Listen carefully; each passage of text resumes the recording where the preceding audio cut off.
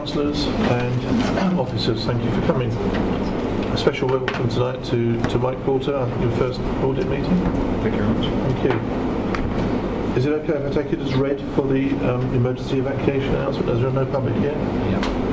Is everybody in agreement with that? Thank you. Right. Apologies for absence, please. We have apologies from Councillor Stray and Councillor Milne. Thank you very much. Okay. And I've got John subbing for Okay. Sorry. That's on the next bit.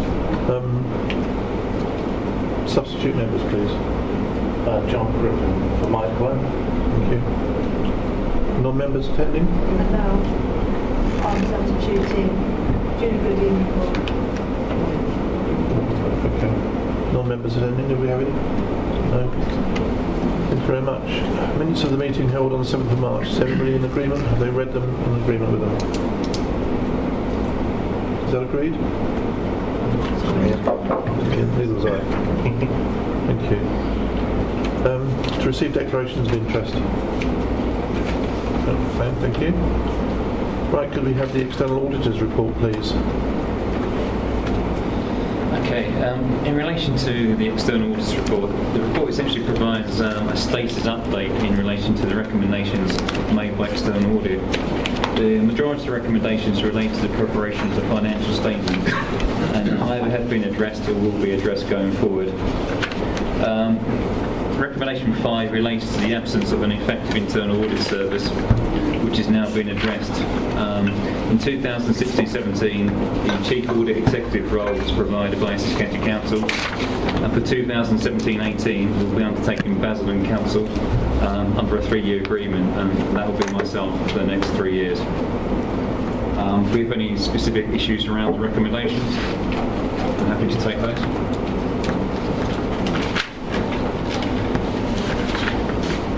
Thank you, Chairman. A lot of the items on the recommendations here were originally scheduled for timing to be complete by the end of March, moved forward to the end of May. Now we have passed the end of May. Can you tell us if they are all now complete? Yeah, I'll hand over to Rob for that. Yep, sure. So the original intention was to get our accounts closed as close as we could to March 17 this year. I don't know if you're aware, but next year the timetable is being compressed considerably. So this year we've had a crack at it. I think, to be honest, we've been fairly successful. We haven't hit our March deadline. I think that was quite ambitious. We are predominantly, well, as of the end of May, we had most things complete, and as of what will be end of this week, Friday, we should be ready with our draft set of accounts. So we are slightly over, but everything will be met. So what items are we still waiting to complete? Let's have a quick look. So 1, 2, 3, 6, and 7. Is that the ones, yeah? 1, 2, 3, 6, and 7. Sorry, you say you think they'll be finished, all of them, by the end of this week? Should be, yes. Let's have a quick look. Bringing forward this timetable. Yeah, we will have the cash amount in there. Well, that's done. So yes. Management complete working papers. Will be working papers be ready end of this week.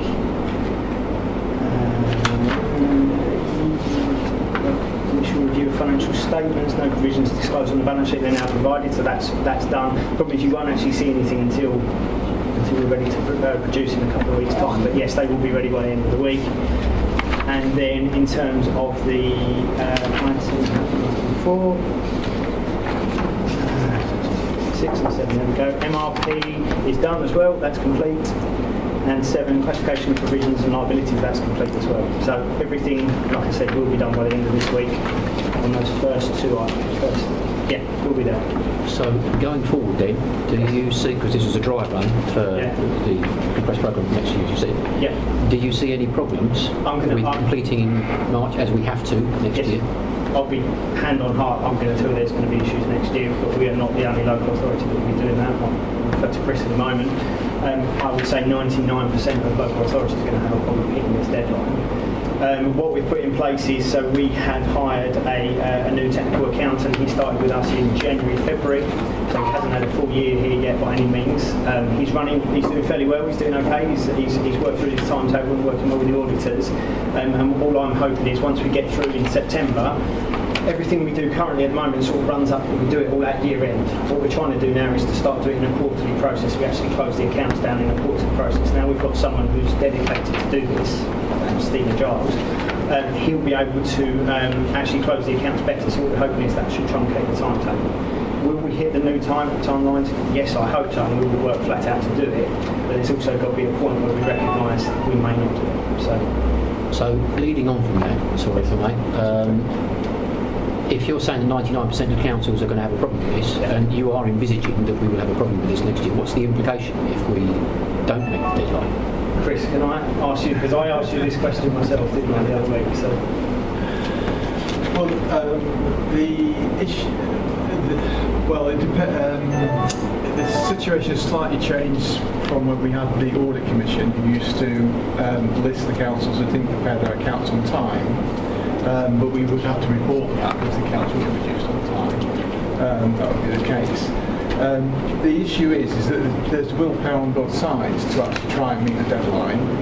There's a drive on this year. We've pulled forward our audit work this year. We'll pull our work forward more this next year as well.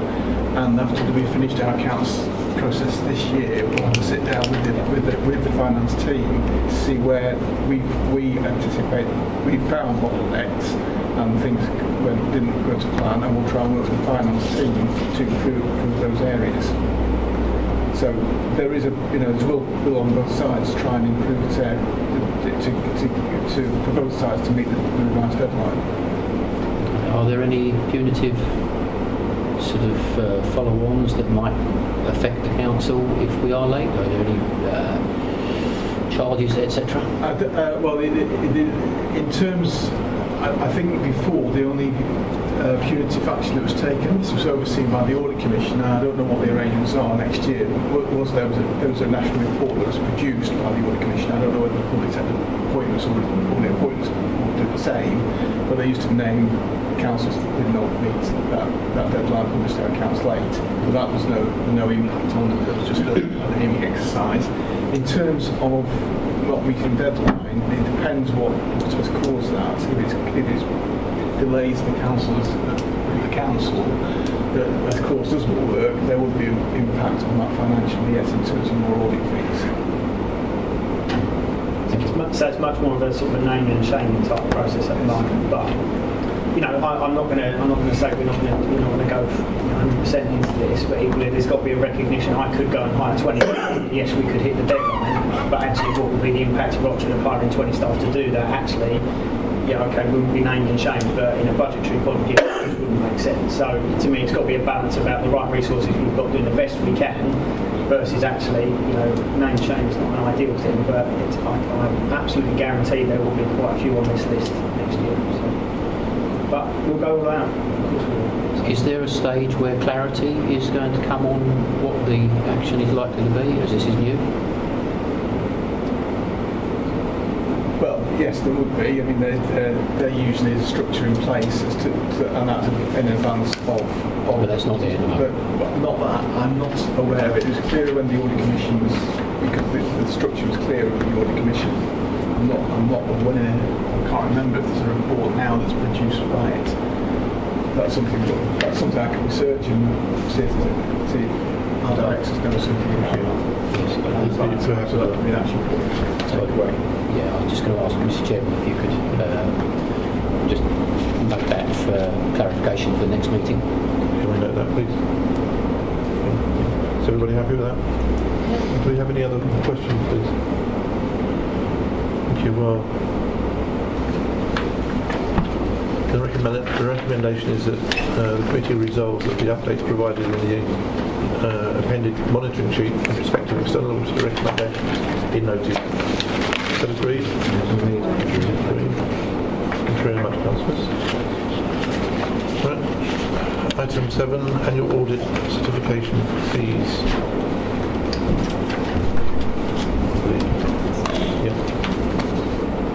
Thank you, Chair. I'll immediately pass to Chris because this is his report from Ernst & Young. So. Yes. I'll just give a brief summary of the report. The purpose of the letter is to inform the Audit Committee of the audit fees for the 2017-18 financial year as set by the Public Sector Audit Appointments Limited. The fees cover the two items. These are the main audit work that we do, covering financial statements, value for money conclusion, and the review of the return to the National Audit Office regarding all government accounts. And the second element of the fees are the certification of the housing 2017-18 as a benefit claim. The fee is based on an assessment of risk and assumptions as set out on page 7.4. As regards the main audit work, presently the fee is unchanged at 47,657.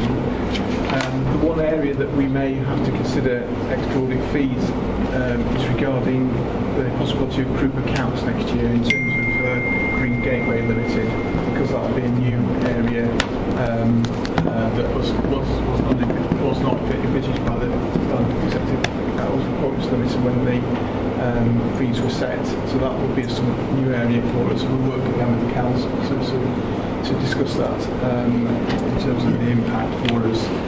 In terms of the certification fees for 2017-18 has benefits, the public sector Audit Limited have not yet set the fees for that, and I've been on the website today and they're still not set. So when we bring our audit plan to the committee, which we're hoping to do by January next year, will be or December if we can, we'll update the committee on both fees at that point. Thank you. Councillor Hay? Thank you, Chairman. Just going back to your suggestion there could be audit fees for Green Gateway for group accounts. So I know I raised this in the last meeting because this is just for preparation of group accounts, not for an audit of them, presumably. Because although you did refer to audit fees in relation to it. What will have to happen is that the accounts of Green Gateway will have to be consolidated into the accounts of the council, Which is, yes. And it's the consolidation process and the accounting process that is undertaken by the finance department, which will be a new item for the finance department, a new item in your financial statements, and it's that element of auditing that consolidation process that will generate the extra fees. Not for the preparation of themselves, they're just for you're referring to group accounts consolidated with the district council's accounts. Yes. Thank you. Do we have any other questions?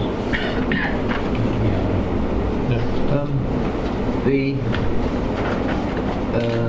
proposed audit, that changes, I believe, doesn't it? Yep. Don't use the audit company that you're using at the moment or something. That's right. Can you explain that, please? Of course, yeah. So we've got Ernst & Young next year. For 2017-18, that's it. And then once that finishes, that's the end of that deal, and that's a national picture. That's every local authority will then go out and have to procure their own audit services. What Rochford has chosen to do is join something called the PSAA, the Public Sector Audits Limited, and what they are going to do is basically all group together, which they have done, and actually procure it en masse. So there's, again, 99.9% of all local authorities are part of the PSAA, so that we get a big group deal, and that will be going through procurement. I think they're actually due this week, some of the results from that. So so we will certainly have Ernst & Young for the following year, next year, and then after that we may have Ernst & Young, we may have someone else who's ever won that tender, PSAA. But that's something we are quite lucky. We've taken a back seat on. We've said what we want. It's the same as, say, every other local authority, so they are going to procure on our behalf. Excellent, thank you. Are there any other questions? Right, the recommendation is that it's proposed that the committee resolves that the annual audit and certification fees 17-18 letter be noted. Is that agreed? Thank you very much. Item 8, internal audit annual report. Thank you very much, Chair. Thank you. The report provides a summary of the work of the internal audit team for 2016-17. Appendix 1 provides details of the work we have undertaken. It should be noted that for 2016-17, an audit plan was produced and approved by this committee back in June 2016. something that was not in place for the previous year. The work of the audit team is designed in such a way to enable me to give an opinion on the overall adequacy and effectiveness of the council control environment. By that I mean its arrangements for governance, risk management and internal control. For 2016-17, my opinion is one of adequate assurance in that it's basically a sound system of internal control, but there are areas for improvement. I recognise that counter fraud is an area that we must get to grips with in the new year, and we look to undertake a fraud risk assessment, identifying the areas of the council vulnerable to fraud, and understand what controls we have in place for mitigating such fraud. In terms of the effectiveness of the internal audit department, this could be seen as compliance with the public sector internal audit standards. Rochford now has in place a chief audit executive and has produced an annual audit plan for 2016-17 and again for 2017-18. Further to this, a peer review was undertaken of the audit function by Essex County Council, and an action plan has been put in place to address any identified weaknesses. Progress against this action plan is provided at Appendix 4. An external review of the internal audit function has been commissioned for 2018, something that's required every 5 years. I'm quite happy to take any questions in relation to my annual report. First of all, we have Councillor Mountain. Thank you very much, Chairman.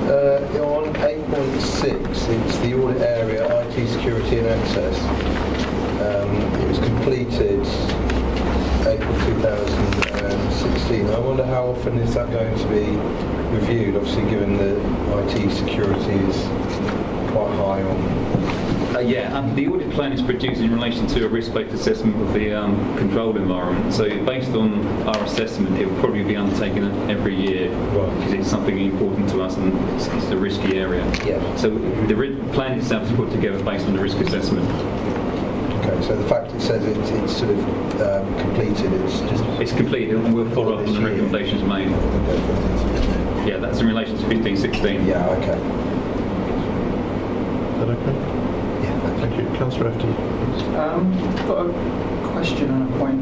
On 8.27, where it says do your business rates, where it says deleted each month, does that mean that they're just for this year and they won't be going forward, or just something's left on there? That's the question to Jim for that. Looking on my iPad, 8.27, I made. Page 27, sorry, page 27 falls. I don't quite understand what that means when it says deleted. Is it just so it's left on the iPad?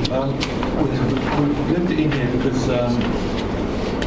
we always ensure that all recommendations we raise are at least placed before the audit committee.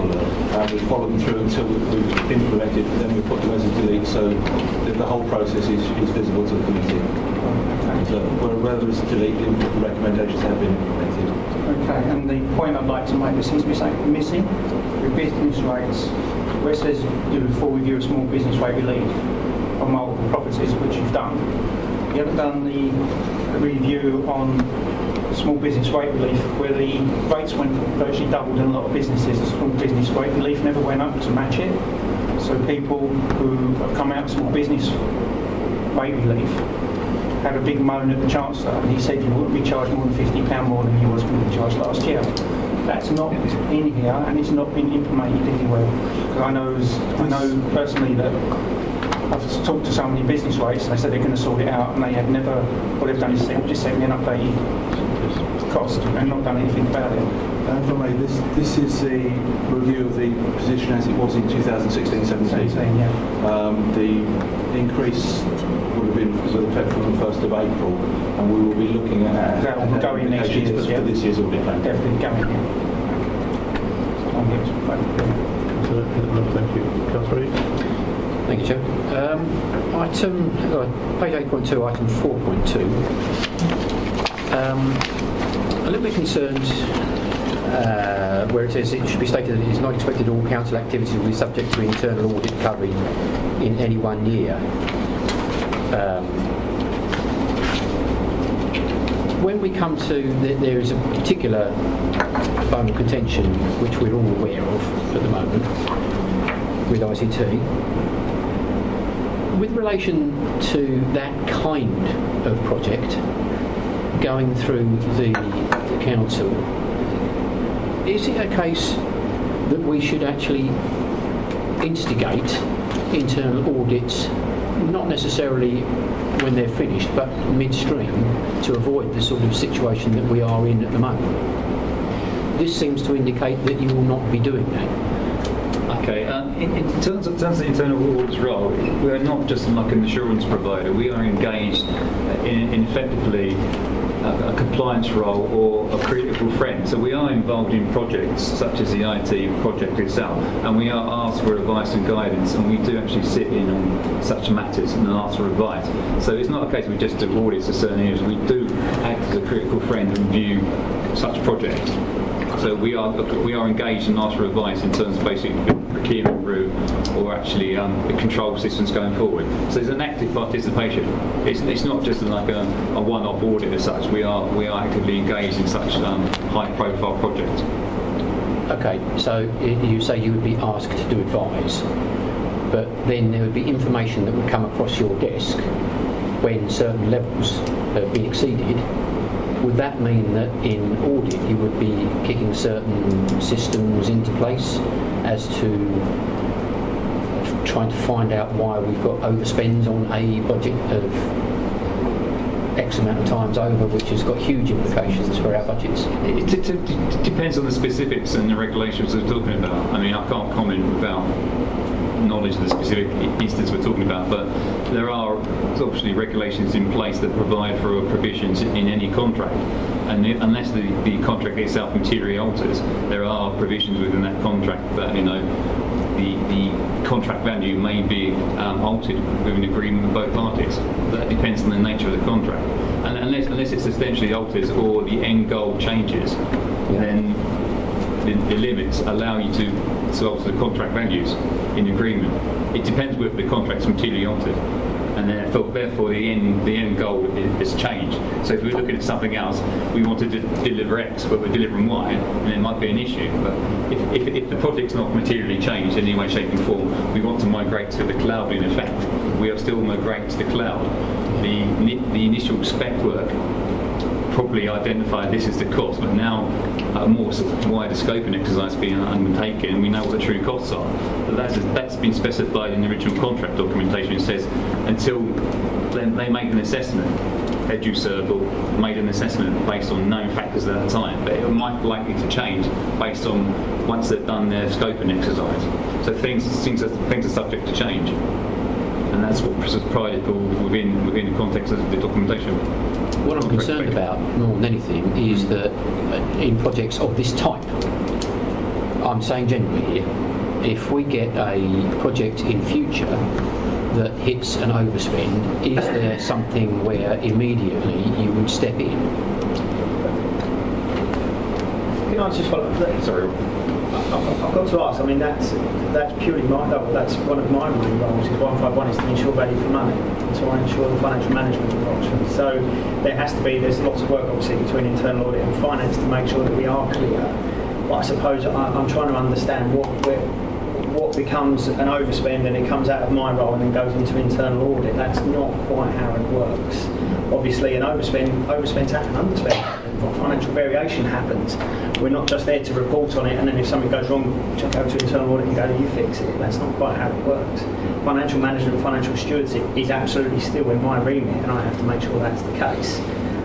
Obviously, internal audit want to make sure that we've done nothing untoward and we followed all the governance that we said we were going to do and followed all the rules we said we were going to do. But that's where we've got to be careful that we don't almost tread on each other's toes. That's a very different thing for internal audit to do compared to financial management. So, I do understand that, but my concern is that, as far as I'm aware, audit is basically to manage risk. And we have gone from a place of budget spend to a place of risk. Now, does that not then warrant a little clarity on when that situation occurs as to what systems should come in? Because it obviously hasn't happened in this particular case, in the ICT case. But I am talking generally, just for the future, obviously. But it is something where it does seem as though it's got to that crossover point and it's gone way beyond it before it's then become to looked at as a risk. But again, I'll take that on. That's part of my role. My role is to understand the risk and to say whether I still think it's value for money, the risk is the right thing, to understand actually some of the costs being avoided. Yes, we may incur, we'll pluck some numbers, another £100,000 on the project, but actually if that means we don't incur another £500,000 over here, you can't take that decision in complete isolation. You have to understand the whole piece. But I do understand your appreciation, but that's for us, for myself in internal audit, and for Mike to understand where I say, I think there's been a material issue here, I need some internal audit assistance. Or equally, if he comes along and says he thinks I've been acting outside of financial regulations, scheme of delegation, things like that, absolutely, that's Mike's role to jump in. But just because a project overspends, you don't need me and you just put it in internal audit all the time. That's just not how it works. So, Okay. Thank you. Councillor Hoy? Oh, thank you, Chair. Just going to 3.5 on 8.1 and the table is on actually page 22, just part of 3.5. All those items were planned for 2016-17 but were not undertaken, and now they're going to be in 2017-18. I've raised this before because I'm aware there were issues around resourcing in internal audit, which I was told was being solved. I note further on they've been solved again. Have the slippage of these items into 2017-18 caused a reduction in other work in 2017-18, or will they be done as well as the work which would normally have been done in 2017-18?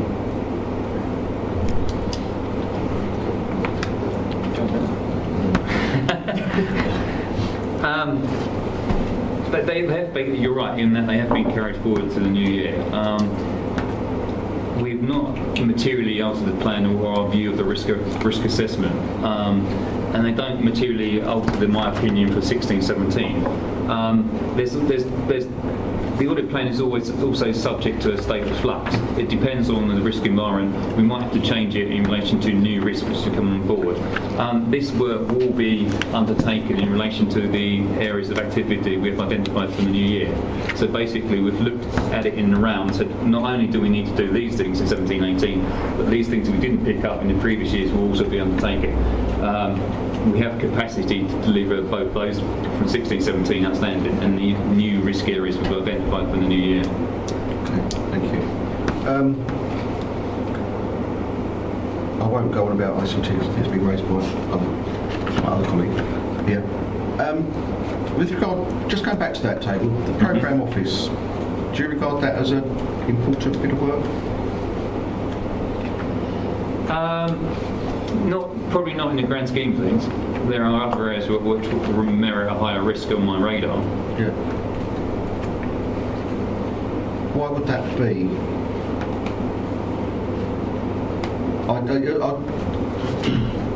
Rather than just give a blank question like that, I'd regard the programme office as quite fundamental. It's where all of the projects are based, including projects which will bridge the budget gap. We've already seen one project have problems because of the lack of project management, which was possibly recognised too late. Mm-hmm. Obviously the programme office is very reliant upon project management, and that means that the bridging the gap is very reliant upon project management, so I thought the programme office could have been quite important in that sense, because we're reliant upon it to provide the resources to bridge our budget gap of 2.1 million. I mean, there are other mechanisms to report back on the status of projects. There is actually a performance management team in place that reports to committee. So it's not just the remit of internal audits to report on the progress, or actually the role of the programme office. So the progress of projects also get reported via another mechanism, and we are planning to undertake this review next year in terms of actually look at the robustness of the process. Yeah. So yes, it's something that perhaps we will look at in the new year, but that's just an oversight of the mechanisms in place to run the programme office.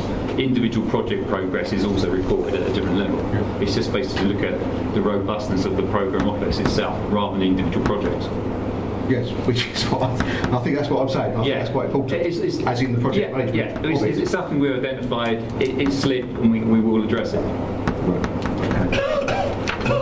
I'll leave it there. I'll just go on to 9 because I do have concerns about resources. Just going back to resources again. So you say that internal audit resource is considered sufficient at present. The next paragraph said, thought is given to supplementing broader existing in-house resource in areas where there is a lack of expertise or resource, such as ICT, audit and counter-fraud, which are the 2 key areas. So, resources at the moment are sufficient, but when or if you look at ICT or counter-fraud, you may have to bring in people who may be more expert in that area. Is that what you say? That's correct. Yeah, and resources are available to do that. We have a sufficient budget to bring in additional requirements. It's like in any Essex authority at the moment. Internal audit team does not have its own IT audit staff. I mean, I work at Basildon. I previously worked at Essex County Council. The area of IT audit is an area where we all struggle to come to grips with, and we buy in that expertise, and we do have sufficient budget to do so. Just one other thing, if I may, Chairman, which is not for our auditors, it's possibly for us. We do talk about equality and diversity. We never seem to have equality and diversity implications on our reports. And I'll just ask why. Can I go back to I don't expect an answer now, but I just would like to know why most organisations seem to, but we don't appear to, at least not on this one. If somebody could come back to Council at some time. But it's also generally, I think, I can't see it on any report of this committee. If I may, Chair, that might have to be a discussion with Angela, monitoring officer. Yeah, it could be. I think, I mean, Chairman, there is provision in all report templates for equality and diversity implications. The report author would look at that, but it's worth maybe just re-emphasising that aspect, to report authors. There will be some reports showing, but they there's a host of implications in the draft, and they'll put none, and if it's none, but it's perhaps worth emphasising. I think the Equality Act 2010, isn't it? I think we should be, even if we state there are none, I think it ought to be. We should actually just get that looked at. Thank you very much, Councillor Hay. Are there any other questions? Yes, Councillor Eames. Thank you, Mr. Chairman. Just one last one. On business continuity planning, 820, we've had a few issues in Council recently with our IT system. This is nothing to do with the contract that's coming up. But business continuity is going to be extremely affected if the IT department isn't actually in this potential risk. So I don't see any relation to the IT department in there, or is that somewhere am I misreading into it on that is there but is hidden and not actually mentioned? With respect to the continuity planning, 2 of the recommendations on page 8.40 have wrong page. 8.32. The last 2 recommendations are specific items in relation to the IT migration to make sure we got individual business continuity plans as we go through to each stage, and also to ensure that we've got where if we have any software or systems that are being hosted elsewhere, that they've got adequate plans in place as well. So it's something we have considered. One of the things that I was a little bit concerned about to find out a little while ago was that our exempt papers, when they come out electronically, are not under our control. Apparently they're under Brentwood. That seems like a risk to me.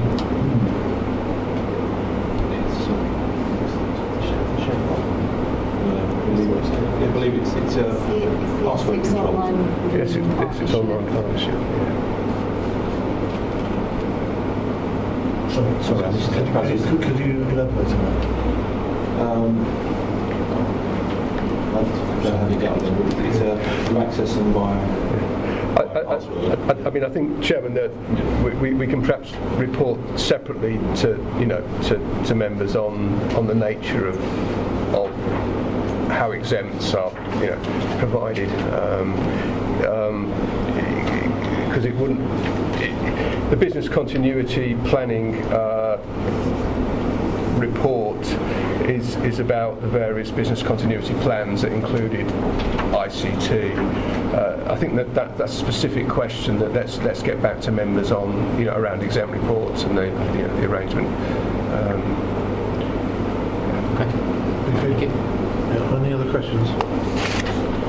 Well, the recommendation is it's proposed that the committee resolves that the Chief Audit Executive's opinion on the overall adequacy and effectiveness of the Council systems of governance, risk management and internal control be noted. Is that agreed? Agreed. Thank you, Councillors. Item 9, Annual Governance Statement for 2016-17. To consider the report of the Assistant Director of Democratic Services presenting an annual governance statement for members' consideration and approval. Thank you, Rob. Thank you, Chair. The AGS, yeah? Yes. So the report you see in front of you is around, it's an annual report we produce that gives yourselves as Audit Committee and then hopefully the recommendation to Council the understanding of the governance and how it works in RDC. So previously, and how we fit in with the SIPFA code. So in prior years, obviously it's been sort of well discussed that we had potentially issues with we didn't have a chief audit executive. Last year we were with Essex County Council, and now obviously with Mike for the next 3 years. And previously we had, so Greg was in place as our CAE. When we produced the AGS, he'd only been in place for about a month, and there hadn't been a chief audit executive in place, so he was not able to give an opinion. So that was quite a significant thing for us last year. So we'd worked through it. Obviously, this year Greg's been in place for a year and then handed over, and now we're in a position where we can present this AGS that actually says we've now got a chief audit executive in place, and they are satisfied that there's been sufficient work carried out, therefore that our governance is in place. Now, as we said just previously, they can't prove everything, they can't go through every process and through every number and through every report to say it's 100%, but the samples that they do check, there are adequate controls there. Bear in mind that the report we've just talked about, there are a few bits we still need to work on. That's perfectly acceptable for every local authority to have that. So that's a good thing. So this AGS is obviously a big step forward for us for Rochford for this year, to say that we've actually got an audit executive that is satisfied with the work, and actually we've got a good audit plan going into next year. So the crux of the report is actually broken down into sort of six key areas. These are the parts of the SIPFA code we really need to try and address. I won't go into them in detail, I'll just give you a very high level. And they are things like how we act with integrity into ethics, how we look at openness, how we look at sustaining our economic social benefits, what interventions we do to create our outcomes, what are our capacity and capabilities, and how do we manage risk. We've got lots of stuff in there. It's quite a detailed report on things like our financial regs, our constitution, contract procedure rules, code of conduct, MTRS, all these various acronyms and things that go on. But ultimately what that does, this is all the work that's been built up from the internal audit function, from my own financial team, and also from something called service assurance statements, which Jim runs for us, which basically is a questionnaire that we go out to each assistant director once a year with a series of questions that says, so tell me how many times have you had a data breach, say, or how many times have you had a health and safety breach? Do you think you are adequately covered for X, Y, Z? And what that does, that gives each service the opportunity to flag up where they think there are potentially weaknesses in their areas, in terms of their potential in their governance, and then that's what gets got to produce into this report. So it starts to give you a feel. It's not just internal audit's view, it's not just my view as 151 and my finance team's view, it's actually the view of each of the assistant directors as well, to tell you where they think they've got positives and negatives. That's the bulk of the report. There's a part towards the end which then gives you a bit of an update of some of the matters that were raised in 2015, 16 and then the action that's been taken, and then also we've got a bit of a forward plan. So again, some of the actions that were taken last year and will continue to be taken in some of these cases was a big review of the Constitution. I believe that came to one of the meetings a few months ago. That's still ongoing. The second tranche of that is going on into this year. Financial resilience is raised pretty much every year as a risk, and now, to be honest, again, I think it will be raised again every year for the next few years until we start to see some security from government on what our funding is going to be. It's always going to be a risk, to be fair. There was the risk raised around the fact we didn't have a chief audit executive in place for the prior year. We had last year, just gone, and also we have now going forward. The fact we'd raised, or we're going to create at the time, a new trading arm. Now it's Green Gateway, it's been up and running for several months. Actually, the risk has been mitigated severely. One thing which has come up again, though, is health and safety. And I'm going to talk about this again in another report later on. There's a few issues in some of their health and safety. There wasn't the right team in place, we didn't have the right support, and there were some policies out of date. We've now got a health and safety lead in place. There's been lots of training going on. Matt Harwood-White and his team are really pushing to try and get training through. So we're starting to make health and safety a bit more of a focus as well in the council. Going forward, there are more sort of risks and items that we need to consider, and none of these will be new to you. I think you've all heard these before. So the ICT migration we've talked about, there's continuation of health and safety, as I said. Financial resilience, again, will always be there because it is going to be an issue for the next few years. Again, I can't tell you when that's going to finish. And as we've talked about as well, counter-fraud. Again, counter-fraud was raised that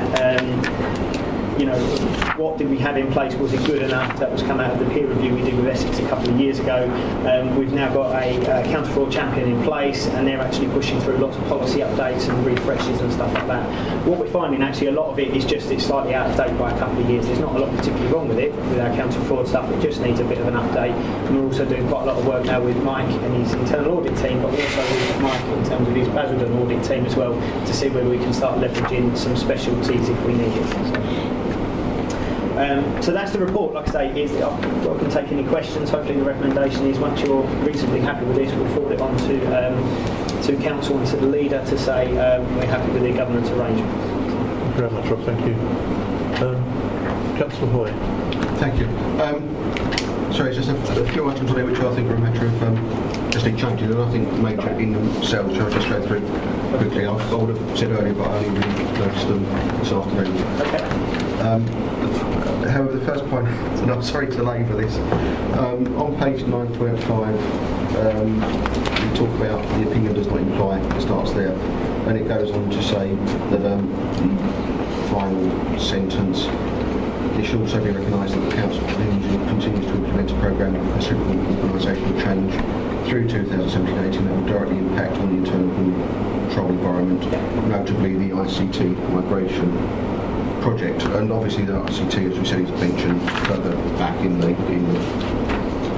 action points for the current year. I have the feeling that this report is mentioning ICT to be safe when we're all aware it is public that in February the ICT project was read in the RAG reporting, and it found, I think, 17 of 18 points. Right. I think to say that it seems to me this is downplaying it somewhat, if you follow. I have more concern with the ICT project, given that its status in February, than this report might indicate to the general public. So what this report is trying to do is actually just say that it's not whether the ICT project passes or fails. It's about the fact that we are moving to a new ICT cloud-based programme. It will mean we'll have a change of governance of whatever we do, so there will need to be further work on the area. So it's not actually trying to say that there is an additional risk because the project is passing or failing, wherever we happen to be.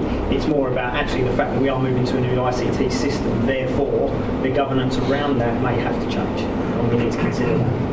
Okay, so it's more governance than anything. Oh, absolutely, yeah, this is not, yes, yeah. However, in that case, shouldn't the report mention the risk of the ICT contract having failed 17 of 18 points, not necessarily in those words, that say that there has been a problem. Well, no, because what it does, it says that there is it's an area to be considered next year that the ICT migration will need further work. This is not a risk report, so this is not the corporate risk register which was reported in what was the corporate risk register? March. That was on there.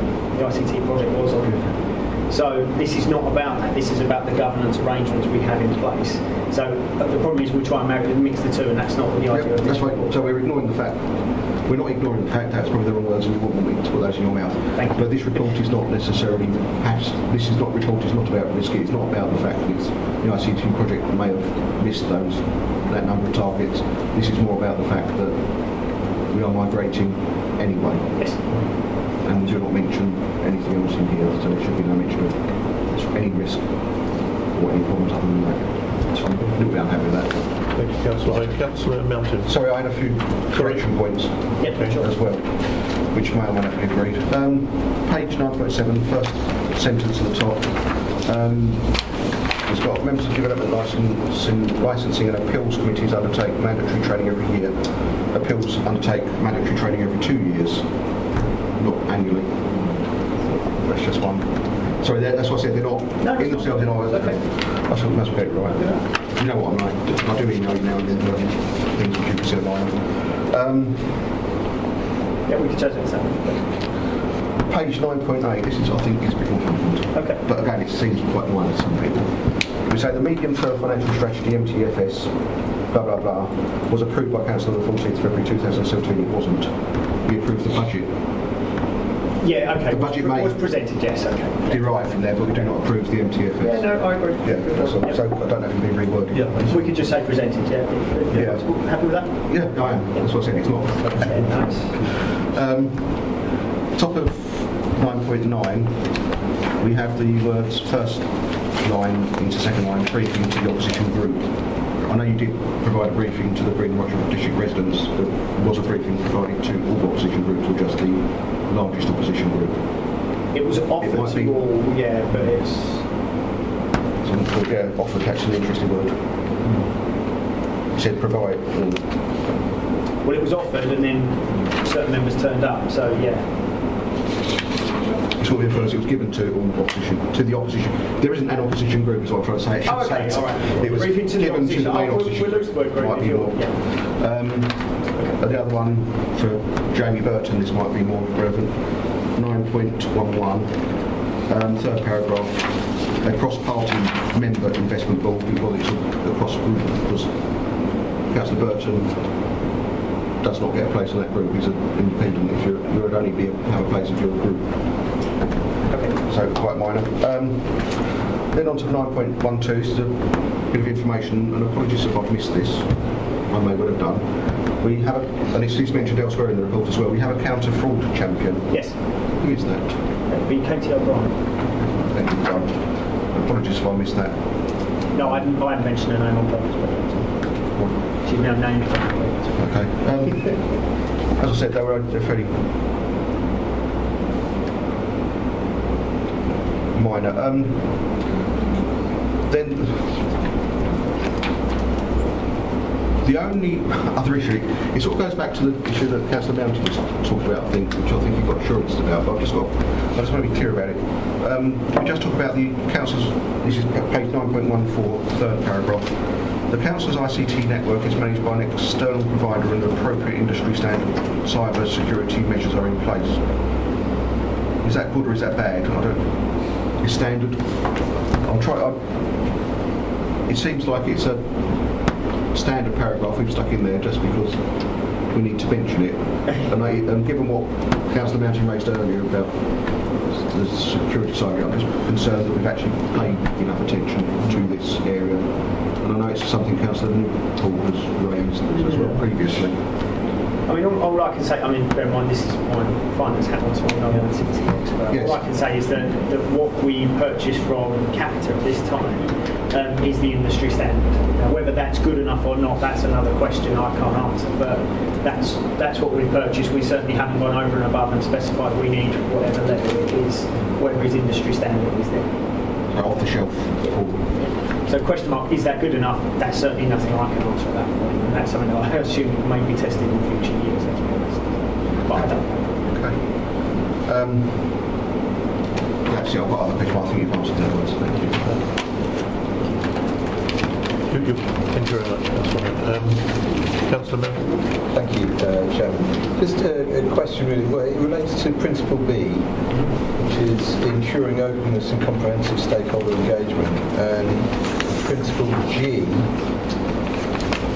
which is implementing good practice in transparency, reporting and audit to deliver effective accountability. I wondered if this is the right forum to just question about the amount of papers that are delivered in private and confidential, and are we actually enabling that level of transparency and accountability for residents, especially when there is a big overspend perhaps that becomes under private and confidential, and I'm just concerned that too many items are coming under, and I don't believe that we are adhering to those principles based on. I'm not. I'll be honest. I'm not going to answer that question. That's a question for the monitoring officer. I'm afraid she will determine what has to go into the PNC. From my point of view, I will have an input into that if I think it's commercially sensitive.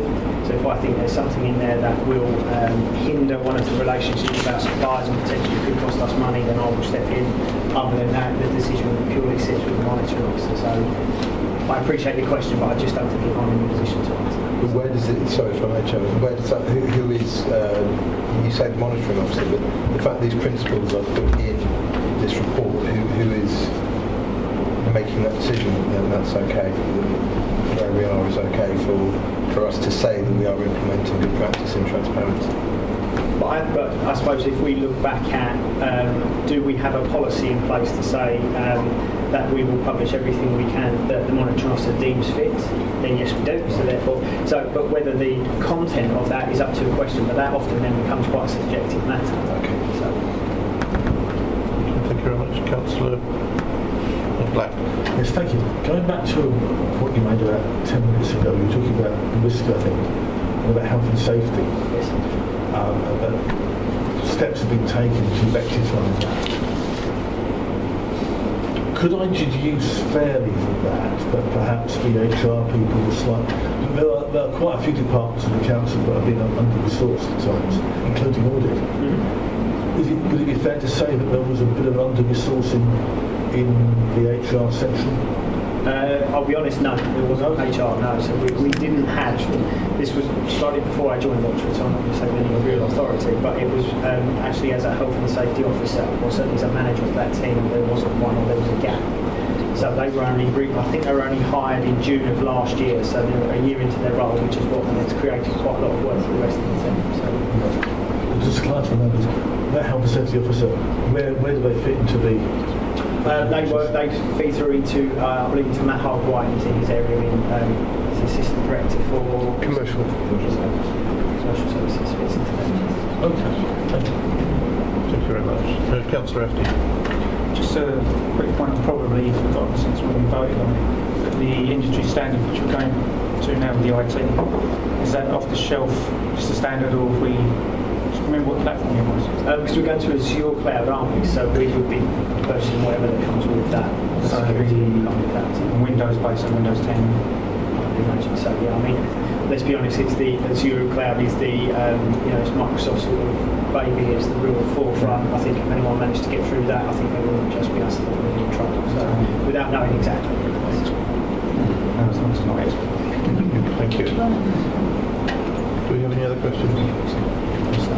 The recommendation is that it's proposed that the committee resolves whether to recommend the 2016-17 annual governance statement be signed by the leader of the council and the managing director, albeit with some alterations by council. We'll run those through. Is that agreed? Agreed. Thank you very much. Councillors, right, next one is item 10, to consider the report of the Assistant Director, Democratic Services, which presents the updated local code of corporate governance for members' approval. Thank you. Thank you. This local code essentially acts as a terms of reference document. It's based on the 7 principles of good governance. The code essentially sets out for members and officers the main principles of good governance for Rochford District Council. And as I said, it's based on existing good practice within the council and is consistent with the SIP for Solace framework for delivery of good governance and local government. The code is essentially a framework within which the council is accountable to its users, stakeholders and the wider community. It sets out and describes the way in which the council carries out its functions through its members and officers, and the procedures and processes for which it undertakes its work, and through which it aims to establish and maintain public confidence. Essentially, it's a bog standard document that is suggested to be put in place by local authorities. It sets out the principles for good governance and what that may look like for Rochford Council. Okay. Do we have any questions? Yes, Councillor Hoyle. So it's sort of, if I start by going back to something Councillor Mountain mentioned, it's core principle, page 9.9,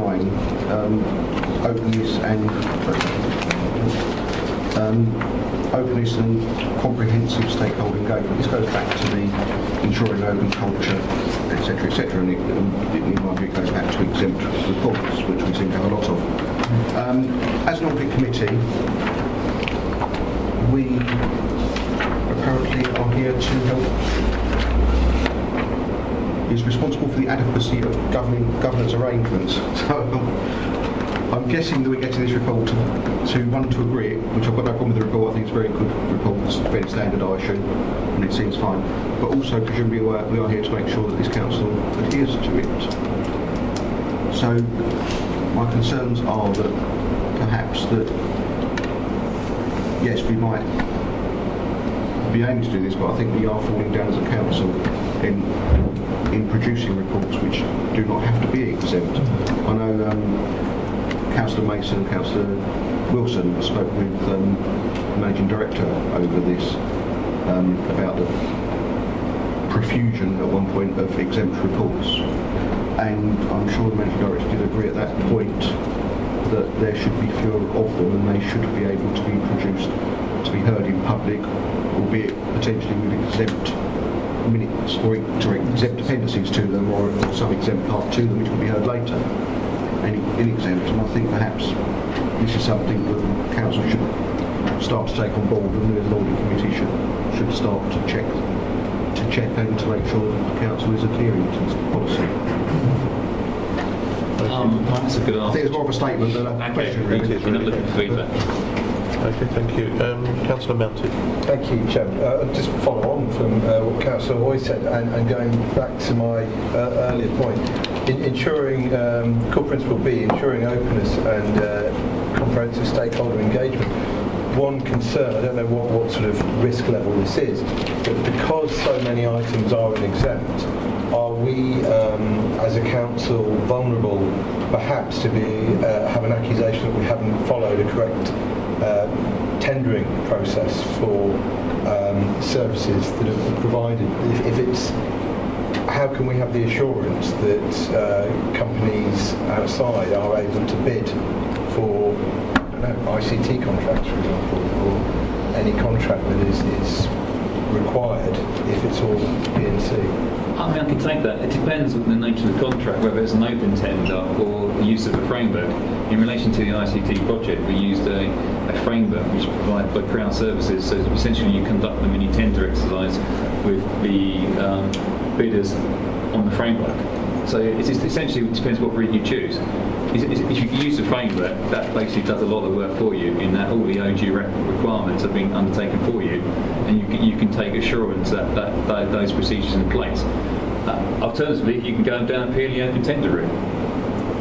But are we, I just want to make sure that as a council we're not vulnerable to any accusation that we are, because we are not being sort of, we are P&C. The use of the term exempt and the determination of exemption is separate from the authority having to make sure it follows correct tendering procedures. And you wouldn't expect any report that happens to be defined as exempt to be any less sort of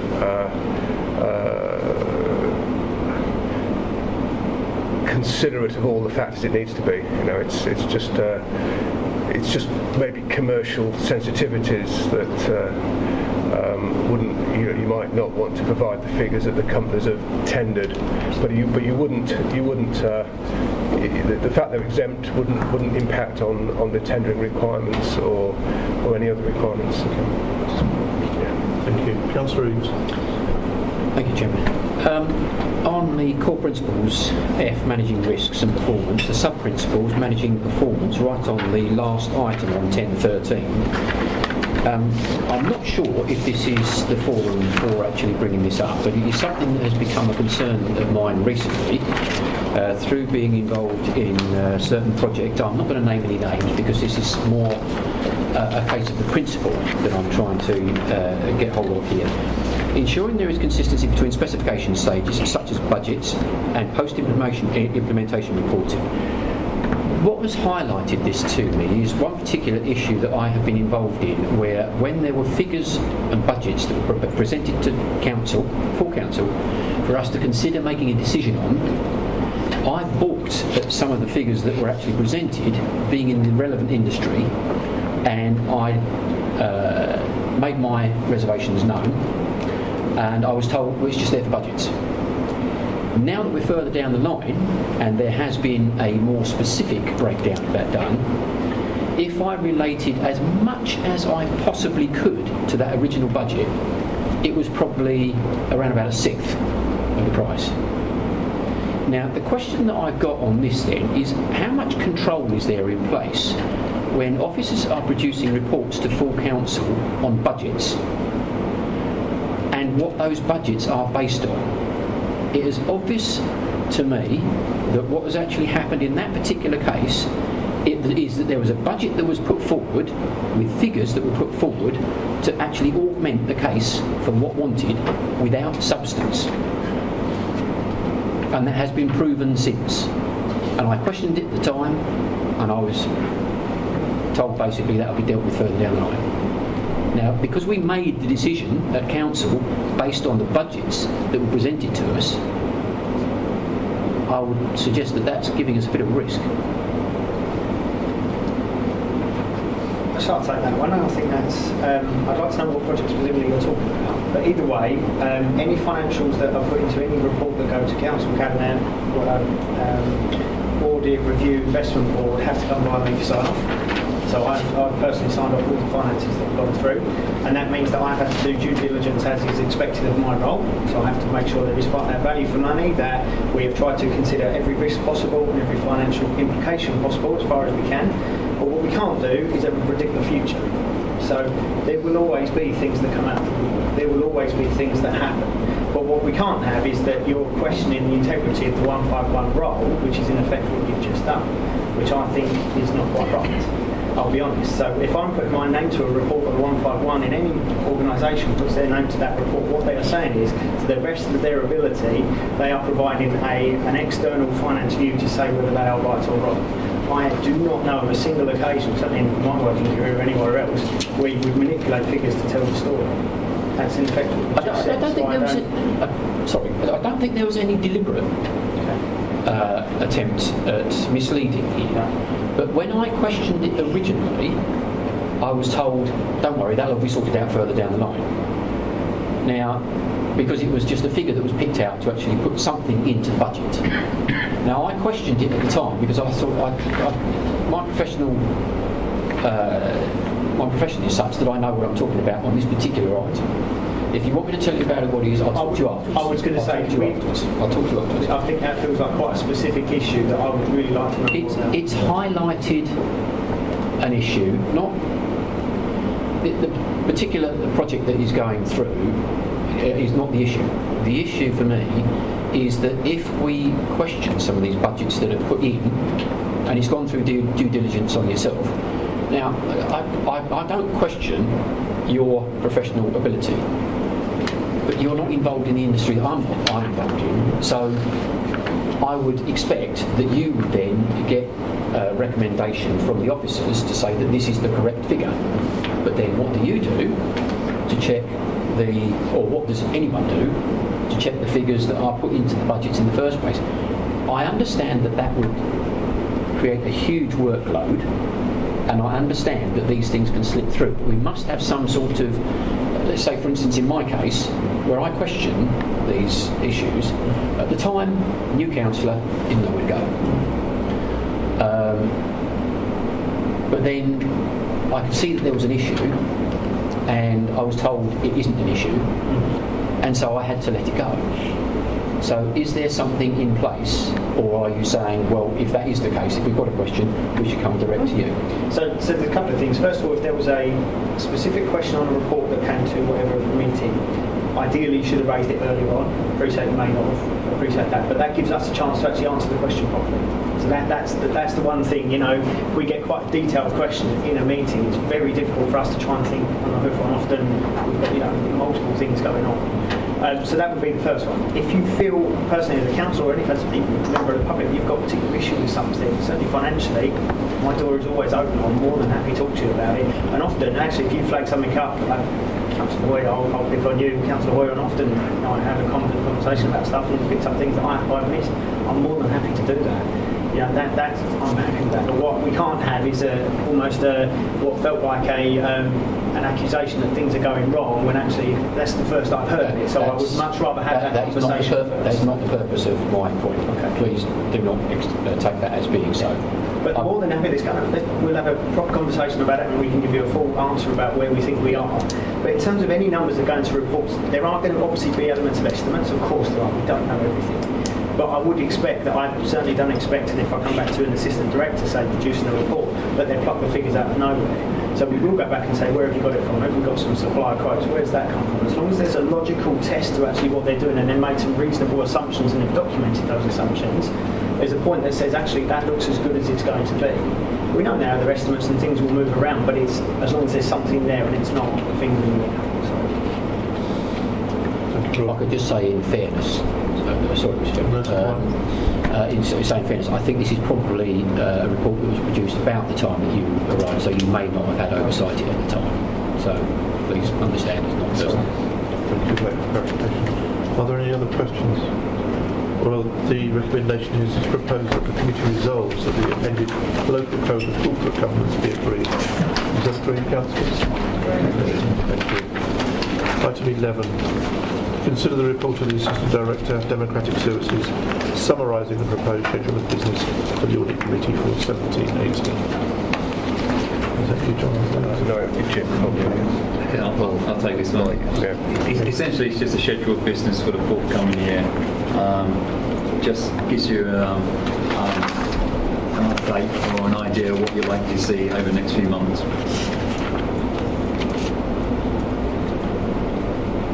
Anybody have any questions on this one? Thank you. The recommendation is that it's proposed that the committee resolves that the schedule of business for the Audit Committee for 17-18 be noted. Is that agreed, councillors? Thank you. Item 12. Update on health and safety risks 3A and 3B in the corporate risk register. So me again, sorry, lots talking to you. So I presented the risk register back in March to this committee, and there was a piece in there. There was certainly a risk in there which was around health and safety, and I think it had a red rag rating, if I remember rightly. And when I went on to explain that, actually what was part of that was there was two very distinct elements in there. One was around it was sort of food and environmental risk.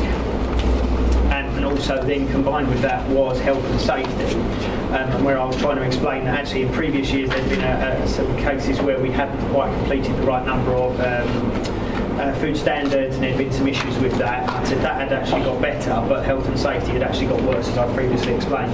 That was the reason the risk had stayed red.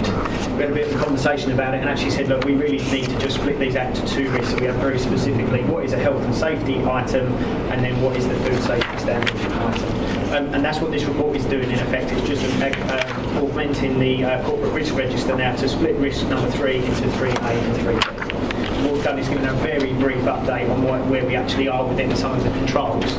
And as you can see, that we're now into sort of reasonably good for some of the health and safety, based upon the work that's started and ongoing. With the food standards, but where we've still got some quite poor levels of control in terms of health and safety, and that's where I said about this new person that's been enrolled about a year. They've put lots in place, got lots of policies in place, and are actually going through quite a rapid turnaround on training for each of our staff. So it's just a bit of an update. So when we see the corporate business register next time, you'll see a 3A and B, 3B, so you've got them split. Do we have any questions, councillors? Thank you very much. The recommendation is, I apologise. I just have one question, and it's only just come up since you've been talking about it. As a council, we go out and inspect food premises and give them a star rating. Yes. What is the risk? Because I think there is a case I'll mention to a relevant person later, of a premises getting a 1-star rating and actually putting a 5-star rating in their window.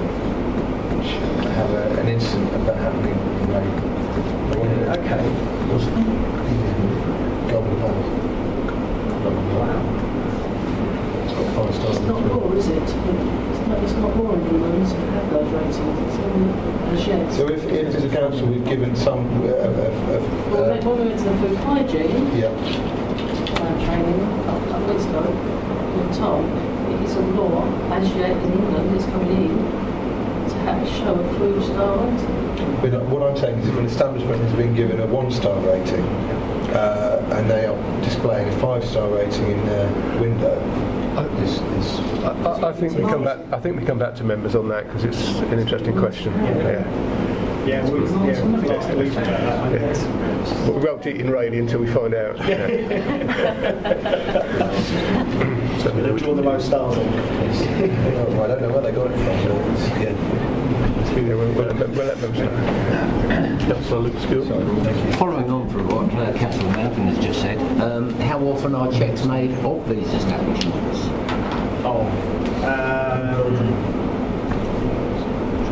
I'm not sure, to be honest with you. At the meeting we had, it would depend on the risk. I should believe that it was dependent on if they could. Surely, if somebody's got the sticker saying that they're 5, rating 5, then somebody should be going around and checking that occasionally. Well, as we're writing to members on the more perhaps critical question, we'll add that one as well. Put that to members so just clarify that as well. Is that okay? Yeah, sorry, it's just not something I can answer. I don't know why not, Bob. Well, thank you, councillors. The recommendation is it's proposed that the committee resolves that the content of the corporate risk register, risks 3A and 3B, be noted. Is that agreed? Agreed. Thank you, councillors. Well, that concludes the business. Thank you, officers.